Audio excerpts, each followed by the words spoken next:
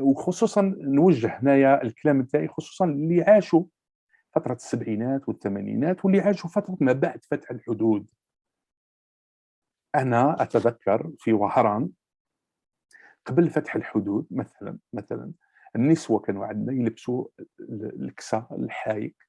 بعد فتح الحدود بدات الجلابة المغربية هي التي تطغى، ودخلت الجلابة المغربية وأصبحوا النسوة يتخلّوا عن الكسا ويتخلّوا عن الحايك، وهذا كلام لا ما يقدر حتى واحد يكذّبني فيه ولا يقول لي راك تنشر مغالطات ولا راك تكذب، هذه هي الحقيقة. والأمر ماهوش متوقف فقط عند الجلابة، حتى القفطان. مثلًا في وهران، مثلًا في الغرب الجزائري في الأعراس ما كانوش يلبسوا القفطان هذا المغربي قبل فتح الحدود بشكل كبير، كانت قلة اللي كانت تلبس، ولكن بعد فتح الحدود بدأ القفطان المغربي يدخل الجزائر، واللي راهم اليوم يسوقوا يقول لك لا هذا القفطان نتاعنا، لا هذا الكافتون ماروكان، هذا القفطان المغربي.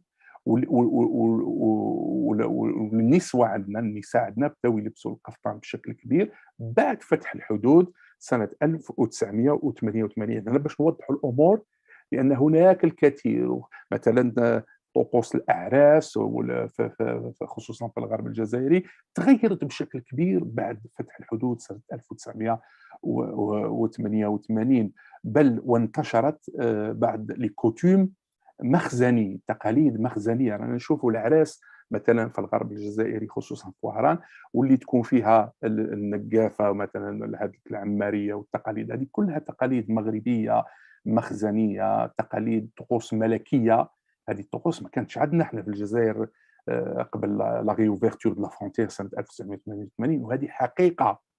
هذه حقيقة يحاول البعض أنه يحرّفها، ويحاول البعض أنه يكذب وينسب أمور ليه ماهوش ماهيش نتاعه. وعلى هذا فإن هنا نشوفوا كي نقولوا 1988 يعني نقولوا أكثر من 33 سنة، يعني 34 سنة. يعني الناس اكتسبوا واحد الثقافة ما